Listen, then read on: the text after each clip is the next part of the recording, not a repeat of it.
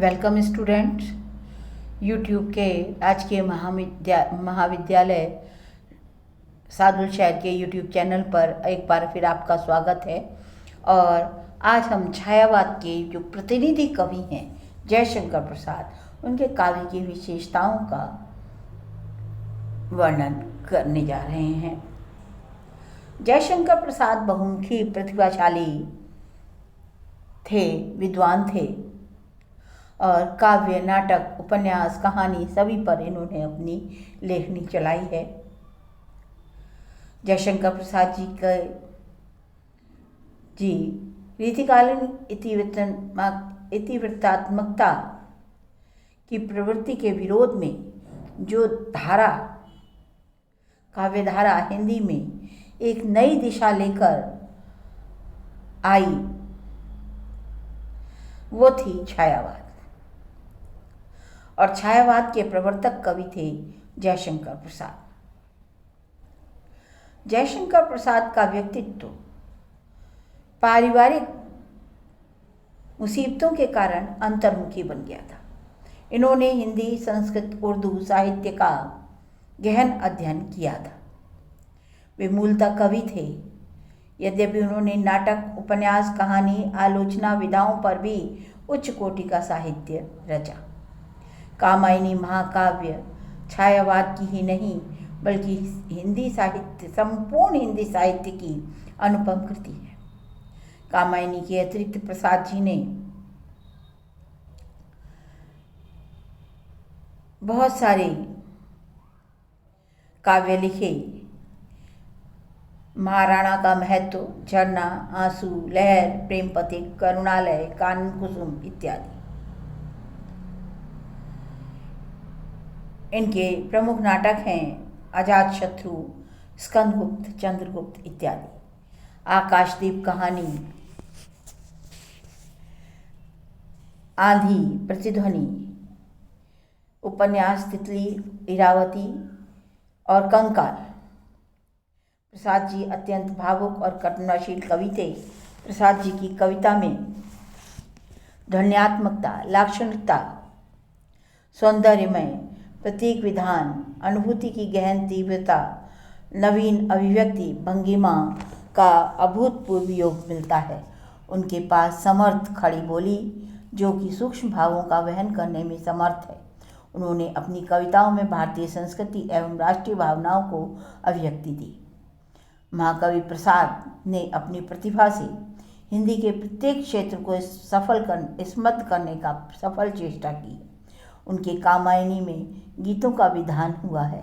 आंसू वेदना से आप्लावित है और सौंदर्य सिक्त छवियों से युक्त रीतिकाव्य का शिष्ट उदाहरण। रीतिकाव्य का शिष्ट प्रेम प्रकृति, राष्ट्रीयता, सौंदर्यीकरण निरूपण है। उसमें सौंदर्य के झरने हैं, प्रेम की सरिता का कलकल नाद है, प्रकृति की अनगाध छवियां हैं। ये प्रेम जनित वेदना की सघन मार्मिक अनुभूतियों का अंकन प्रत्यांकन है। प्रसाद जी की काव्य विशेषता दो भागों में बांटा जा सकता है, भाव पक्ष और कला पक्ष। पहले हम भाव पक्ष की विशेषताओं का वर्णन करेंगे। तो छायावाद की और प्रसाद जी की दोनों की ही विशेषताएं जो है, उसमें दार्शनिकता महत्वपूर्ण विशेषता है। कामायनी में प्रसाद जी का जीवन और दर्शन आस्था मुखर हो उठी है। वे काशी के निवासी थे, जहाँ विश्वनाथ की उपासना जन्म घुट्टी में घोल दी जाती है। शैव दर्शन के अंतर्गत प्रतिभिज्ञा दर्शन के अनुयायी थे। इसी प्रतिभिज्ञा दर्शन की उत्पत्ति आनंदवाद है। प्रसाद जी का जीवन आनंदवाद एवं समरसता और नियतिवाद के अतिरिक्त बौद्ध दर्शन के दुखवाद, परमाणुवाद आदि से भी प्रभावित है। कामायनी में प्रसाद जी ने दार्शनिक निष्ठाओं का प्रकाशन भली प्रकार किया है। सृष्टि का विकास वो महाचिति सजग होकर कहती है, ये विश्व उसी की इच्छा का परिणाम है। काम मंगल से मंडित से सर्व इच्छा का है परिणाम। इसी सत्य का प्रकाशन अन्य रूपों में भी वह करते हैं। कर रही लीला में आनंद महाचिति सजग हुई सी व्यक्त विश्व का उन्मीलन अभिराम, इसी में सब होते अनुरक्त। प्रसाद छायावाद के प्रवर्तक कवि थे। उनकी झरना, आंसू, लहर में छायावादी भावधारा के दर्शन होते हैं, जिसमें अभिव्यक्त अनुभूतियाँ अत्यंत मौलिकता से और चिंतन से के साथ अंकित हैं। कवि ने अपनी प्रेम, विरह, सुख, दुख, आशा, निराशा, हर्ष, विषाद की गहरी अनुभूतियों को सच्चाई के साथ व्यक्त किया है। व्यक्तिकता का ये उदाहरण प्रस्तुत है। क्यों छलक रहा दुख मेरा, उषा की मध पलकों में, हाँ उलझ रहा सुख मेरा, संध्या की घन अलकों में। श्रृंगार रस। प्रसाद मूलतः श्रृंगार के कवि हैं। कानन, कुसुम, झरना, लहर, आंसू में प्रसाद की श्रृंगारिकता को प्रकट करने वाले गीतों का वर्चस्व है। स्वयं कामायनी में भी अंगिरस श्रृंगार ही है।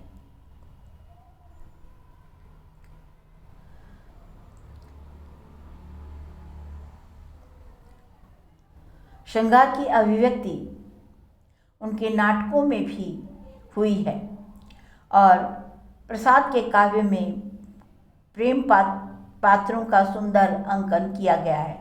पात्रों का बाहरी सौंदर्य, आंतरिक रतिभाव अत्यंत मनोरम है तथा रमणीय है। दोनों पक्षों की प्रेमपूर्ण उद्घाटन प्रसाद ने सुंदर ढंग से किया है। श्रद्धा के प्रथम परिचय के समय मनु ने देखा कि वे सौंदर्य, कोमलता, भावुकता और आकर्षण के समूह से युक्त थी। नित्य यौवन छवि से दिष्ट विश्व की करुण कामना मूर्ति स्पर्श के आकर्षण से पूर्ण प्रकट करती थी, जो जड़ में स्फूर्ति। उधर पुरुष भी कम आकर्षक और सुंदर नहीं है। मनु को देखकर श्रद्धा स्वयं सोचती है, श्रद्धा स्वयं सौंदर्य विभूत हो जाती है।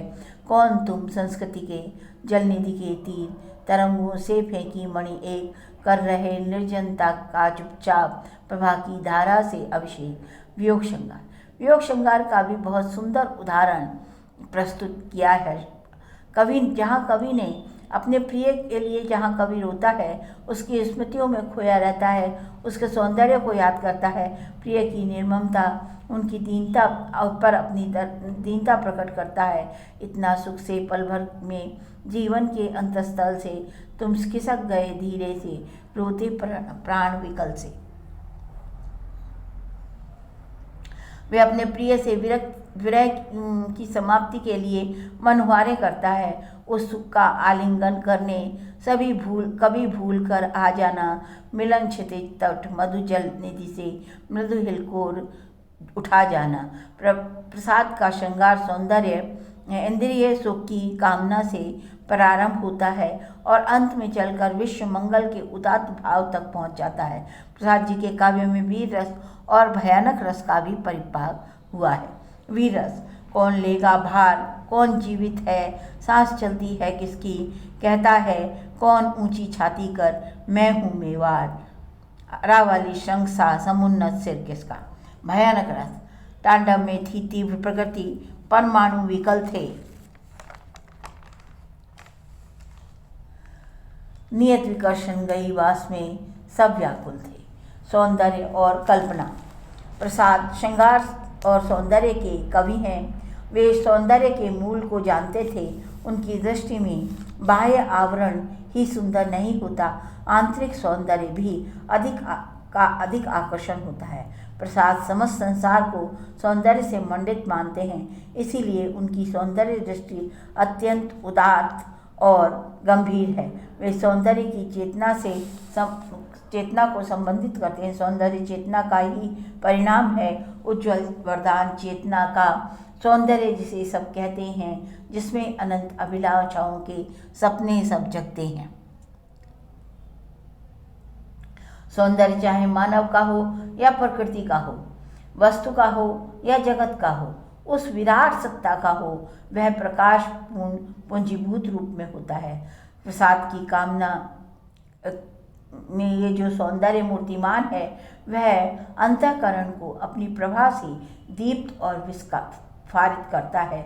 सौंदर्य एक आंतरिक ज्योति है, जिसका प्रकाशशील व लज्जा के साथ अत्यंत ही मृदुलता से होता है। तुम कनक किरण के अंतराल में लुक छिप कर चलते हो क्यों? हे लाज भरे सौंदर्य बता दो, मौन बने रहते हो क्यों? सौंदर्य अनुभूति की अभिव्यंजना की दृष्टि से आंसू की ये पंक्तियाँ भी अवलोकनीय हैं। काली आंखों में कितनी यौवन के मद की लाली, मानिक मदिरा में भर दे किसने नीलम की प्याली। प्रकृति चित्रण। प्रसाद के काव्य में प्रकृति चित्रण अनेक विधियों का प्रयोग हुआ है। आलंबन और उद्दीपन रूप में, मानवीकरण रूप में, उपदेशात्मक रूप में, ईश्वरीय सत्ता की अभिव्यक्ति के रूप में और प्रतीकात्मक आदि रूपों में प्रसाद की प्रकृति योजना देखी जा सकती है। कामायनी, आंसू, लहर, झरना, प्रकृति चित्रण के इन सभी प्रणालियों का प्रयोग हुआ है। अब हम जो है प्रकृति चित्रण को डिटेल में आपको बताते हैं। सबसे पहले आलंबन रूप में प्रकृति चित्रण देखिए। उषा सुनहले तीर बरसती, जयलक्ष्मी सी उदित हुई, उधर पराजित काल रात्रि भी जल में अंतर निहित हुई। संवेदनात्मक रूप में व्याकुल उस मधुर सौरभ से मलयालय धीरे धीरे निश्वास छा जाता है जब विरह तरंगनी के तीरे। अब हम प्रकृति चित्रण रूप प्रतीकात्मक रूप में प्रकृति का वर्णन कर रहे हैं। अंत अकोर झंझा झकोर गर्जन थी, बिजली थी नीरद माला, पाकर उस शून्य हृदय को सबने आ डेरा डाला। मानवीकरण रूप में प्रकृति चित्रण। सिंधु सेज पर धरा वधु अब तनिक संकुचित बैठी सी, निपलय निशा की हलचल स्मृति में मान किए सी ऐठी सी। और एक स्थल पर बीती विभावरी जागरी, अंबर पनघट में डुबो रही, ताराघट उषा नागरी। इसी तरह से मानवीकरण रूप में उनका प्रकृति चित्रण बड़ा ही सुंदर ढंग से प्रयुक्त हुआ है। पगली हाथ संभाल ले, कैसे छूट पड़ा तेरा अंचल, देख बिखरती मणिराशि, अरि उठावे सुचंचल। और एक अन्य स्थान पर जब कामना को भी उन्होंने मानवीकृत रूप दे दिया।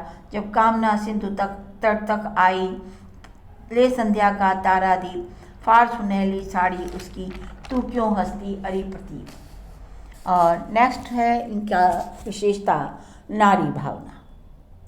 प्रसाद ने की नारी भावना बड़ी उच्च कोटि की थी। उन्होंने कामायनी में जिस नारी की कल्पना की है वह पुरुष के कर्मोत्साह को देने वाली, समर्पण सेवा से युक्त, त्याग ममता की मूर्ति है। उसके इन्हीं गुणों को वो भारतीय नारी के गुण मानते थे। जिस नारी की जय जयकार प्रसाद कामायनी में की गई है। नारी तुम केवल श्रद्धा हो, विश्वास रजत न पग तल में, पीयूष स्रोत सी बहा करो जीवन के सुंदर समतल में। आंसू से भीगे अंचल पर मन का सब कुछ रखना होगा, तुमको अपनी स्मृत रेखा से ये संधि पत्र लिखना होगा। राष्ट्रीय चेतना। प्रसाद ने अपने युग में आंख से आंख मिलाकर चलने वाले कवि थे। वे देश की स्वतंत्रता के लिए लड़े जाने वाले स्वतंत्रता संग्राम को समझते थे और लोगों को उसमें प्रवृत्त करने की कामना भी करते थे। हिमालय के आंगन में जिसे प्रथम किरणों का दे उपहार उषा ने हंस अभिनंदन किया और पहनाया हीरों का हार। अरुण ये मधुमय देश हमारा, जहाँ पहुँच अनजान क्षितिज को मिलता एक सहारा। मानवतावाद। प्रसाद पूर्ण रूप से मानव मूल्यों के कवि थे। वे क्षीण अन्नहीनता देख नहीं सकते थे। मनुष्य की दुर्बलताओं को आत्मबल छाया रहे, ऐसा उनका विचार था। मानव कल्याण के लिए ही उनका वैयक्तिक आंसू काव्य विराट विश्व के में खुलता है। कामायनी का श्रद्धा शब्द तो मानवता की विजय के लिए दुंदुभी बजाता देखा जाता है। विजय के लिए दुंदुभी बजाता हुआ देखा है। विधाता की पूर्ण कल्याणी सृष्टि सफल हो, इस भूतल पर पूर्ण परे सागर बिखरे गहरपुंज और ज्वालामुखियों हो पूर्ण। सब भेद भाव भुलाकर दुख सुख को दृश्य बनाता, मानव कह रही ये मैं है, ये विश्व नीर बन जाता। जीवन दर्शन। प्रसाद के काव्य में उनका अध्ययन, चिंतन, मनन, विश्वास, ईमानदारी के साथ साकार हुआ है। उनके काव्य में आनंद और सर्वोच्च भूमि पर खड़ा हुआ है। कामायनी तो मुख्यतः इसी आनंद और समरसता की प्राप्ति का अरमान है। समरस थे जड़ या चेतन, सुंदर साकार घना था, चेतनता एक विरस थी, आनंद अखंड बना था। अनुभूति की तीव्रता, प्रसाद जी के काव्य में अनुभूति की तीव्रता है। उनके पास आंसू में निजी अनुभूतियों का प्रसाद दिखाई देता है। तुमुल को हरा कलश में सुन हृदय की बात रे मन, गीत में भी आत्मानुभूति की तीव्रता देखी जा सकती है। मेरे जीवन की उलझन बिखरी थी उनकी अलकें, पीली मदिरा किसने थी बंद हमारी पलकें। और यहीं पर मैं इनके भाव पक्ष की विशेषताओं का ये वीडियो समाप्त करती हूँ और दूसरे वीडियो में हम कला पक्ष की विशेषताओं का वर्णन करेंगे। So thank you students.